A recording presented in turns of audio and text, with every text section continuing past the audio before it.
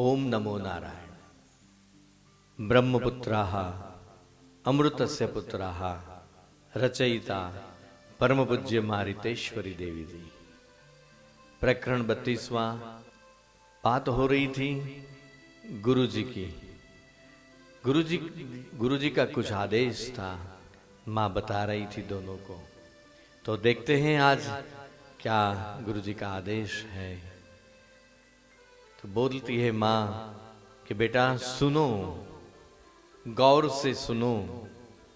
जीव की आध्यात्मिक ऊर्ध्व गति सद्गुरु कृपा तथा ईश्वर कृपा बिना हो ही नहीं सकती। जीव की आध्यात्मिक ऊर्ध्व गति सद्गुरु कृपा तथा ईश्वर कृपा बिना हो ही नहीं सकती।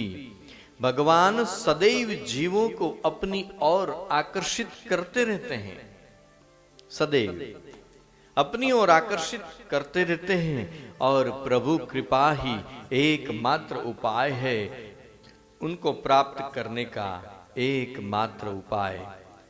सद्गुरु कृपा से कुंडलिनी शक्ति जागृत होते ही स्थूल देहात्म बोध की निवृत्ति होने लगती है, साथ कर्तापन भी। अनन्याश्रय प्रपत्ति के बिना विकास हो ही नहीं सकता। जिज्ञासु के मन में मुक्ति की इच्छा जगे तो समझना कि ईश्वर कृपा संस्कृत कृपा उदित हुई है। ज्ञान मार्ग भक्ति मार्ग में श्रवण मनन निधिध्यासन वगैरह साधन कर्म योगाभ्यास के ही अंतर्गत है। अतः सद्गुरु के निर्देश अनुसार साधन भजन करने से आगे की सभी उच्च अवस्थाएं अपने आप ही प्राप्त होती है। चिरकाल कर्म यानी कि साधन करने की आवश्यकता नहीं होती, क्योंकि क्रिया साधन भजन करने से साधन की एक परावस्था है, उसकी स्फूर्ति स्वतः सिद्ध हो जाती है, सहज स्वाभाविक स्थिति बन जाती है। यह अवस्था सिद्ध न हो तब तक गुरु पदिष्ट साधन करते रहना चाहिए। यह अवस्था सिद्ध न हो तब तक प्रारब्ध कर्म कटते जाएंगे। आपकी स्थिति पूर्ण कर्म का फल है। पूर्व जन्म के कर्म अनुसार ही बुद्धि कर्म करेगी। जटिल कर्म का भोग पूरा नहीं होगा तब तक ज्ञान लाभ नहीं होगा। अतः साधन में मग्न अवश्य रहना, बाकी कृपा आपके साथ है ही, आपके साथ ही है कृपा। आप साधन में मग्न रहो, बस वो बात है। मन को कभी विचलित न होने देना। किसी भी प्रकार से साधन रत रहो। यह स्थिति मां चित्त शक्ति या गुरु शक्ति अपरोक्ष भाव से देखती है। साधक को पूर्णतया स्वतंत्रता देती है, तथापि साधक अपनी मनमानी करने लगता है, तब मां उसे करारी चोट देके सावधान करती है। साधक अपनी मनमानी करने लगता है, तब मां उसे करारी चोट देके सावधान करती है। यह बात धीरे धीरे समझ में आ जाएगी। लिखा है, शास्त्र में भी लिखा है ये सब। रेतस को संभाल के रख। अरे मेरे पुत्रों, रेतस को संभाल के रखो। कूड़ कपट से दूर रहो। सत्य पर ही चलना। आचार विचार और उच्चार में सत्य ही रहना चाहिए। परचर्या के बजाय ईश्वर चिंतन में और साधन में रत रहना सीख लो। परचर्या के बजाय ईश्वर चिंतन में और साधन में रत रहो। जिस शक्ति ईश्वर में है वही शक्ति जीव में भी निहित है। यह सत्य होते हुए भी सद्गुरु ईश्वर की शक्ति रूपे प्रकट है। वही कार्य करने में समर्थ है, पर जीव में यह शक्ति अप्रगट है। पर जीव में यह शक्ति अप्रगट है तथा निष्क्रिय है और जड़ता के कारण निम्न कोटि की है। यूं तो जीव शक्ति सच्चिदानंद ब्रह्म की शक्ति है, यह निशंक है, पर जीव शक्ति अविद्याग्रस्त है। उसको बलवत्तर सशक्त करने के लिए गुरु कृपा आवश्यक है। उसको बलवत्तर बनाने के लिए, सशक्त बनाने के लिए गुरु कृपा अति आवश्यक है। यही जीति शक्ति या कुंडलिनी शक्ति से नामाभिधान हुआ है। इसकी अंतर्मुख जागृति ही जीव के मुक्ति का कारण है। गुरु शक्ति का संचार केवल मनुष्य देह में ही हो सकता है।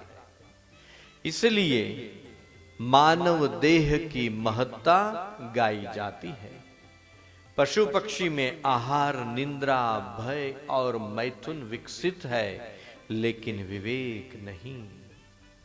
इसलिए उसका मुक्ति की ओर विकास नहिवत है। गुरु रास्ता दिखाते हैं, शिष्य को अपने बलबूते पर पुरुषार्थ करके अग्रसर होना है। ये रास्ता बताएंगे, ये मार्गदर्शक है। पुरुषार्थ करना है शिष्य को अपने बलबूते पर। गुरु दिव्य चक्षु दे के अनंत शक्ति की अनंत लीला का अनुभव करवाते हैं, योग्यता प्रदान भी करते हैं। सद्गुरु परम करुणावान और निर्मल चैतन्य ही गुरु का स्वरूप है। गुरु का प्रधान कार्य चित्त शक्ति को ऊर्ध्वीकरण करना है। साधक के लिए गुरु का स्थूल रूप देखने के बजाय परम रूप अनुभव चाहिए। साधक के लिए गुरु का स्थूल रूप देखने के बजाय परम रूप अनुभवना चाहिए। चित्रित मोमबत्ती क्या प्रकाश देगी? ना, दोनों ने सिर हिलाया। चित्रित जो चित्र में है वो मोमबत्ती प्रकाश क्या दे सकती है? अतः परम शक्ति जागृत होके शिष्य में कार्य करती है। अतः गुरु शक्ति सार्वभौम सार्वत्रिक विशुद्ध चैतन्य ही है। जैसे आम का छिलका उतार कर हम इसका रसास्वाद प्राप्त कर सकते हैं, वैसे ही साधन द्वारा अविद्या का आवरण रूपी छिलका उतरेगा, तुरंत ही आनंद का रसास्वाद प्राप्त होता रहेगा। ये प्राप्त हो जाएगा। और आगे सुनो, जीव नित्य है, ईश्वर भी नित्य है। अंश और अंशी भी नित्य है। अंश और अंशी भी नित्य है। अंश से टुकड़े का भाव न समझकर आभास मात्र समझो। सो जीव मात्र में ही ईश्वर का आभास है, प्रकाश है। जब ज्ञान लाभ होता तब स्वरूप के साथ स्थिर हो जाता है। तब जीव के अंदर ऐश्वर्य का विकास होता है। जीव ईश्वरीय या शिवत्व का लाभ प्राप्त करता है। लेकिन सुनो पुत्रों, दोनों कान ऊंचे करके मुग्धता से मां की ओर देखने लगे। ऐश्वर्य लाभ प्राप्ति मात्र से ज्ञान लाभ नहीं होता। इस प्राप्ति के बाद ऐश्वर्य का विरोध करके अमृत प्राप्त होता है। मां, हमारी जिज्ञासा पूर्ण शोध अमरत्व प्राप्त करने की, एलिक्सिर प्राप्त करने की दवा का हल मिल गया। सच में अमरत्व क्या है, यह बात संपूर्णतया समझ में आ गई। बीच में बोरिस सविनय बोलता है। बितेन बोलता है, मां, मैं समझ रहा हूं कि बद्ध जीव में शुद्ध चैतन्य की अमरता को समझ लेने से जीव को शुद्ध अनुभूति नहीं होती।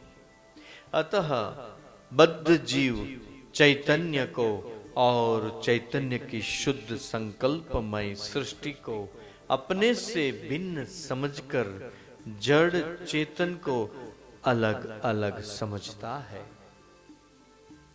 क्योंकि अज्ञान दशा है, आत्मा की अनुभूति होती है तब वह शुद्ध चैतन्य जल स्थल कण कण में अनुभव में होता है। बितेन ने अपनी समझ के बारे में मां को बताया। हां पुत्र, तुमने ठीक समझा है। आत्मज्ञान का उदय होते ही अंधकार का नाश होता है और इसी समय रजस गुण भी स्थिर होकर सत्व गुण में निहित हो जाता है। तब तो विशुद्ध सत्व प्रकट हो जाता है। तब जीव कोई न्यूनाधिक दुखों से विचलित नहीं होता। जीव ईश्वर भाव में स्थिर हो जाता है। जीवो एव ब्रह्म, जीव में शिव है और शिव में जीव है, यह बात सिद्ध हो जाती है, बितेन ने कहा। तो बोरिस ने प्रश्न किया, तो डिस्ट्रॉय यानी कि प्रलय के समय सब एक हो जाते हैं? बेटा, कोई भी स्वतंत्र नहीं है। प्रश्न करता है बोरिस कि डिस्ट्रॉय प्रलय के समय सब एक हो जाते हैं क्या? जवाब मिलता है, बेटा, कोई भी स्वतंत्र नहीं है। जीव जगत ये सब महाशक्ति की क्रिया के स्थल है। उसकी लीला के अनुसार सब चल रहा है। साधना करते रहो, धीरे धीरे सब समझ में आ जाएगा। धीरज धरबो, मां शांत होती है। धीरज धरना है, धैर्य रखो। थोड़ी बार नीरव शांति होती है। ये दोनों आंखों से अमरत्व लाभ गुरु कृपा ही उपाय है। वह करके परम संतोष की फीलिंग अनुभव करते थे। रोम रोम पुलकित हो गए। फिर से मां ने कहा, मनुष्य केवल औरों के दोष देखते हैं। मनुष्य क्या करता है? औरों के दोष देखते हैं, उसके गुणों को नहीं देखते। आजकल योग धर्म दुकानदारी बन गया है। असल में धर्म योग साधना का तत्व गुहा में छिपा गया है, वो छिप गया है।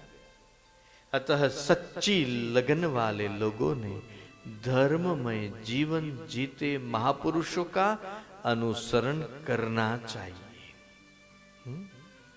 अतः सच्ची लगन वाले लोगों जो हैं, जो शिष्य हैं, साधक है, मुमुक्षु है, जिज्ञासु है, वो धर्ममय जीवन जीते महापुरुष जो पुरुष हैं उसका अनुसरण करना चाहिए और सूक्ष्म जटिल तथा संक्लांत समस्या का हल प्राप्त करना चाहिए। बाकी आध्यात्मिक समझ सामान्य लोगों की बुद्धि से परे है, समझ में नहीं आएगा। आज कई बाबा लोग, स्वामी लोग, योगी शरीर की कवायद सिखाते हैं, भीतरी शक्ति जागृति की बात कौन कहां कितनी करते हैं। शरीर की कवायद की बातें करते हैं, सिखाते हैं। ऊर्ध्व गति के बिना सब व्यर्थ है, ऊर्ध्व गति के बिना सब व्यर्थ है। और इसी से करोड़ों कमाते भी हैं। बीच में ही दोनों बोल पड़े, अरे कई तो ऐसे सिख देते हैं, खाओ पियो मौज करो और कार्य भी आप जो करते हो वो करते रहो और हमारी दीक्षा ले लो, आत्मज्ञान हो जाएगा। आप अपने घर में कर्म करते रहो, चाहे अच्छा हो बुरा हो सब करो, लेकिन अपने से दीक्षा ले लो, आत्मज्ञान हो जाएगा। ये दोनों बीच में बोल पड़ गए। ऐसे भी कई लोग होते हैं, आत्मलाभ हो जाएगा। कैसी स्थिति आ गई है, माता जी ने उद्गार निकाला, अरे रे ये हुआ है, ये होता है। सही में ब्रह्म प्रतिक्रिया, ब्रह्मचर्या को महत्व देते ही नहीं है। अदद आंखें बंद करते हैं। निष्काम कर्म की बातें केवल किताबों में रह गई है। निष्काम कर्म के बिना चित्त शुद्धि और ज्ञानोदय असंभव है। बितेन अनुभव युक्त प्रश्न करता है, मां एक प्रश्न है, मूलाधार से लेकर ऊपर एक प्रवाह आवागमन करता है, इसी का क्या मतलब है? इसका अर्थ है कि नाभि से प्रणव ध्वनि उत्पन्न होकर ऊपर की ओर उठती है, तुरंत ही नादमयी शक्ति क्रियाशील हो जाती है और सभी चक्रों का भेद करने में जुट जाती है और अंत में आज्ञा चक्र की ओर अग्रसर होती है। युगपत ही सहस्त्रार में से एक प्रवाह नीचे की ओर उतरने लगता है तथा आज्ञा चक्र के बिंदु स्थान पर दोनों प्रवाह क्रॉस होकर एक स्निग्ध, उज्जवल और कमनीय ज्योति प्रकट होती है। वह नेत्रों के समक्ष बाहर दिखलाई पड़ती है, तब अतीव आनंद होता है। बोरिस बोला, अरे मां, अमरत्व इसी या किसे कहते हैं? अब थोड़ा प्रकाश डालिए। योगावस्था ही सर्व के लिए अभ्यर्थनीय और काम्य है। बोध अबोध की परावस्था को निर्वाण नहीं कहा जाता, वस्तुतः होता है बलहीन जीवों का, जिसको सत्व की प्राप्ति नहीं हुई है। वह ईश्वर की प्रबल शक्ति से, प्रभाव से अपना बोध खोकर सदा के लिए अनंत में लीन हो जाता है, लेकिन योगी है उसका निर्वाण नहीं होता, परंतु महाशक्ति जगदम्बा के उपादान से गठित होने के कारण न तो उसी का बोध ज्ञान खोता है और न ही उसका विनाश होता है। बस साधनारत सतर्क रहकर अन्य किसी वस्तु की चिंता नहीं करना, इसे कहते हैं ईश्वर पर, गुरु पर संपूर्ण विश्वास। इसी को कहते हैं संपूर्ण विश्वास। निर्भर अवस्था में केवल ईश्वर शक्ति कहो, कहा भार सा रहता है। निर्भर अवस्था में केवल ईश्वर शक्ति का भार सा रहता है। संसार में कौटुंबिक संबंधों का भार रहता है। संसार में कौटुंबिक संबंधों का भार रहता है। कठोर परिश्रम से ही साधक जीव, भाग्यवान जीव ईश्वर पर निर्भर हो सकता है। इसी से ही आत्मनिर्भरता स्थिर रहती है। बस यह उपदेश को फॉलो करना है आपको। परमानंद का रसास्वाद ही तो मुक्ति है। अमृत पान कर लेने से जीव तुष्ट हो जाता है, साधन सिद्ध यह है। अतः साधना में ही रहना, पापों से बच के रहना। पापों से बचना है। बोरिस बीच में बोल उठा, अरे हाँ मां, पाप किसे कहते हैं? पाप किसे कहते हैं? तो पाप 4 प्रकार के कहे गए हैं। पाप 4 प्रकार के हैं। पाप, महापाप, अति पाप और विषम पाप। गौर से सुनिएगा। पाप महापाप का प्रायश्चित है, परंतु विषम पाप तथा अति पाप का नाश तो योग क्रिया बिना होता ही नहीं है। ये अति पाप, विषम पाप किसे कहते हैं? प्रश्न है। दूसरे का धन ले लेना ये अति पाप है। इसका प्रायश्चित कर्म है नहीं। आत्मवंचना, आत्महत्या विषम पाप है। इसका भी कोई प्रायश्चित नहीं है। पाप से दूर रहना तो जरूर आत्मलाभ होगा। आत्मलाभ के पश्चात आपके माध्यम से गुरु कार्य होगा। आत्मलाभ के पश्चात आपके माध्यम से गुरु कार्य होगा, वह निश्चित ही है। कृपा गुरु ईश्वर का धर्म है। जो साधन करना शिष्य का धर्म है। ईश्वर यानी कि गुरु प्रेम स्थिर होने से मधुराद्वैत की अनुभूति होती है। यह अवस्था पूर्णत्व का द्वार है और अंत में जहां द्वैत या अद्वैत कुछ भी नहीं है, ऐसी निर्विकल्प सिद्धि लाभ होती है। शुष्क वेदांत से यह अवस्था प्राप्त नहीं होती, केवल गुरुपदिष्ट साधन से ही मिलती है। जहां न सुख न दुख, फक्त आनंद परमानंद ही है, रसास्वाद ही है। मैं तुम और भगवान का भेद विनष्ट हो जाता है। जहां मैं तुम और भगवान का भेद विनष्ट हो जाता है, जैसे कि मधु और उसकी मिठास, पुष्प और उसकी सुगंध, सब में यह महाशक्ति समाई है। यदि यह शक्ति अपने को सिमट ले तो विश्व में सूर्य, चंद्र, तारे, ग्रह, नक्षत्र, आकाश गंगा, अनेकों ब्रह्मांड कुछ भी नहीं बचेगा। सब के सब एक बिंदु में निहित हो जाएगा, जिसे महाप्रलय कहते हैं। निर्विकल्प समाधि को भी महाप्रलय कहा गया है। बोरिस बोलता है, आत्मलाभ प्राप्त यही अमरत्व है। यह पूर्ण रूप से समझ में आता है। बीतेन जिज्ञासा से प्रश्न करता है, सहयोगी के लक्षण क्या होते हैं? योगी निर्भीक, जितेंद्रिय, सत्यपरायण, मधुर प्रकृति वाला और तेजस्वी होता है। मां जवाब देती है। मां शांत हुई।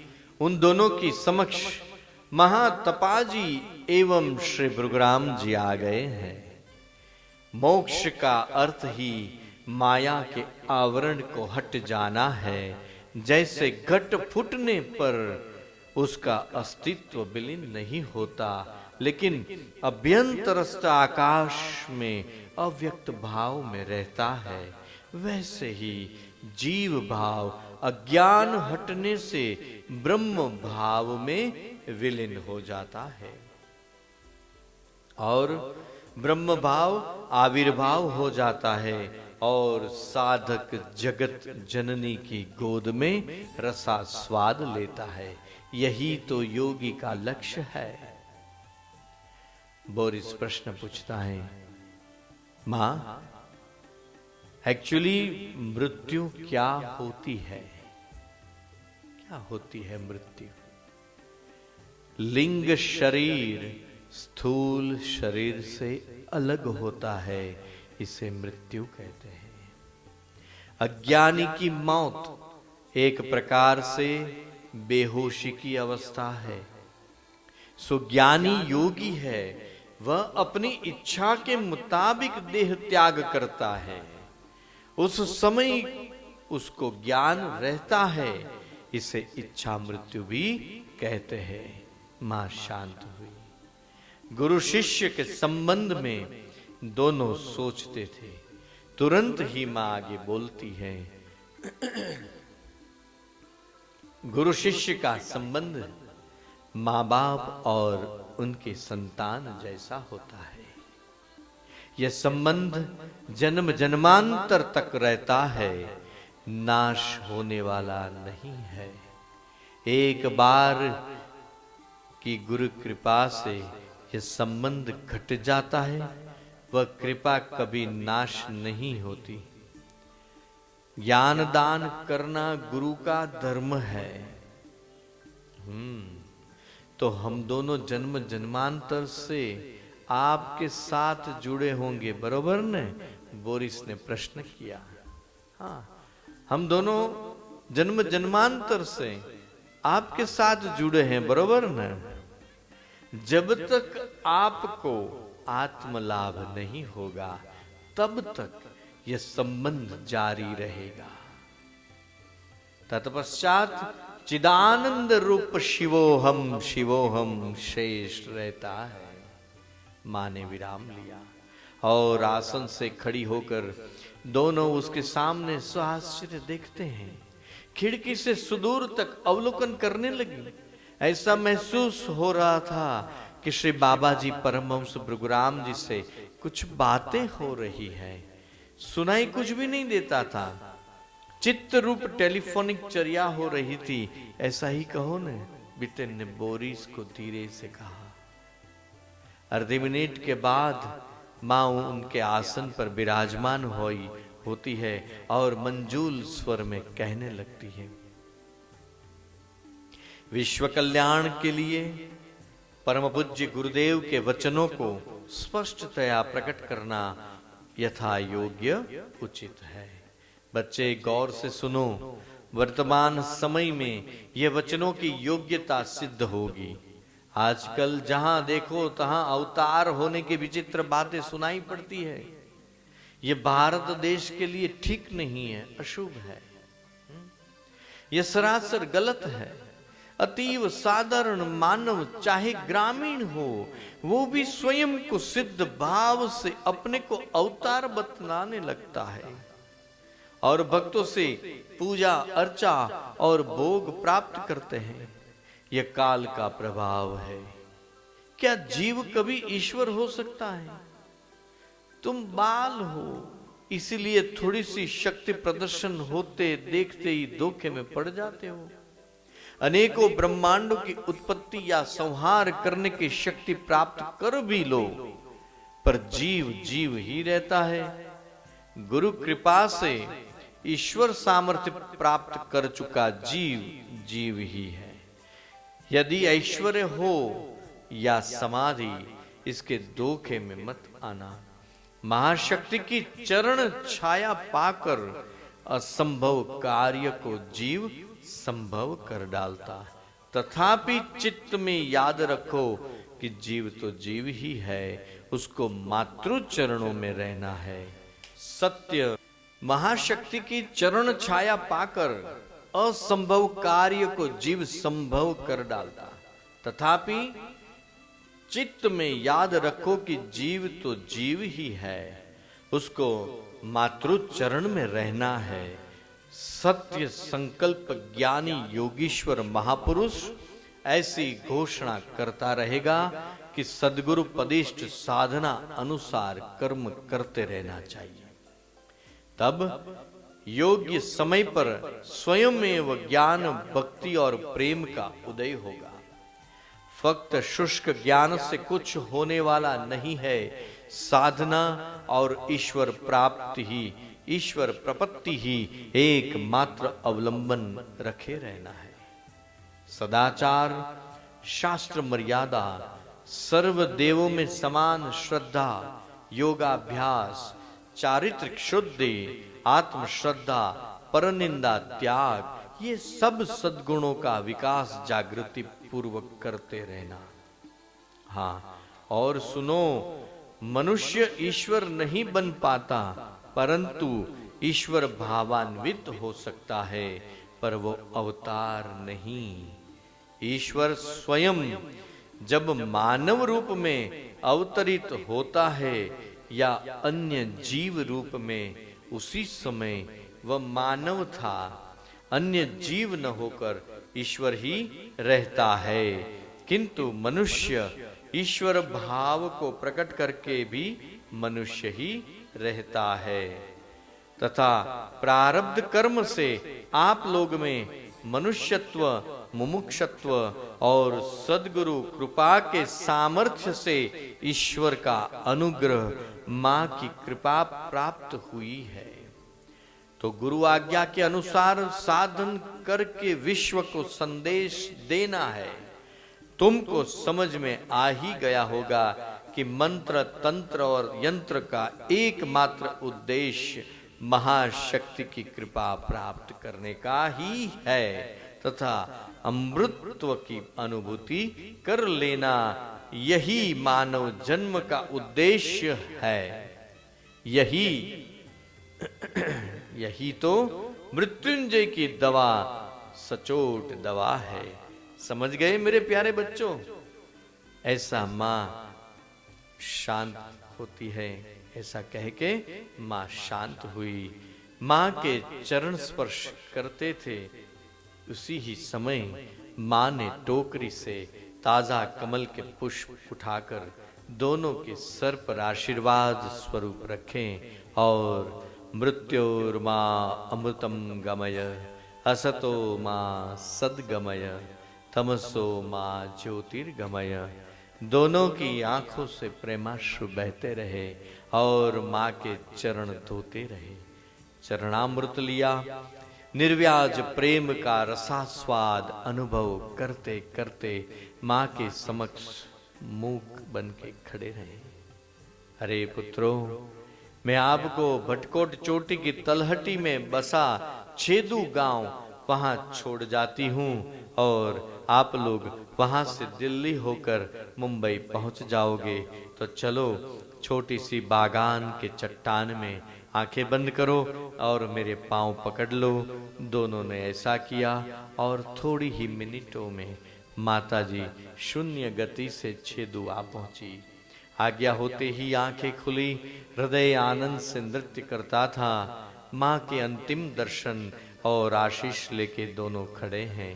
साधन में जब जब मुश्किल होगी, कोई समस्या खड़ी हो जाए, तो पूज्य गुरुदेव का स्मरण करना, अंतर में हल मिल जाएगा।